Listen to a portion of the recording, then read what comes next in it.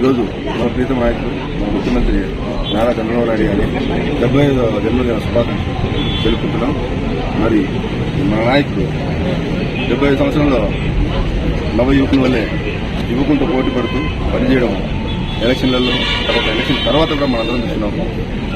నారా చంద్రబాబు నాయుడు గారు అంటే ఆయన ఒక వ్యక్తి కాదు, బ్రాండ్, ప్రపంచంలోనే ఒక బ్రాండ్.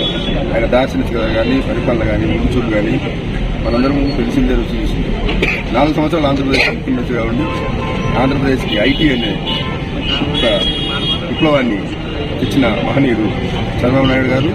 మరి ఈరోజు సైబరాబాద్, హైదరాబాద్ ఎంత డెవలప్ చేసినారో అంతకంటే 10 రెట్లుగా ఆంధ్రప్రదేశ్ అమరావతిని సృష్టిస్తున్నారు, రూపుదిద్దుతున్నారు అమర శిల్పి మన చంద్రబాబు నాయుడు గారు.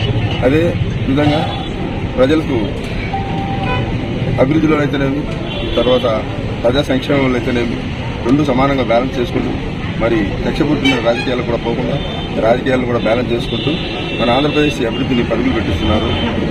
అదంతా మనం చూస్తున్నాం. సూపర్ 6 తర్వాత ఈరోజు మనం చూసినట్లయితే 16,000 చిల్లర టీచర్లకు పోస్టులు రిలీజ్ చేయడం మనం చూసినాము. అదేవిధంగా క్రైస్తవ ఫాదర్లకు కూడా 5,000 రూపాయలు నిన్న గుడ్ ఫ్రైడే రోజు అనౌన్స్ చేయడం జరిగింది.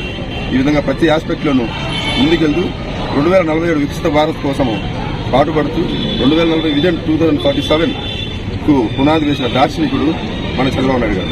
సో అలాంటి మన గొప్ప నాయకుని స్ఫూర్తి పొంది మనం కూడా ఆయనలాగా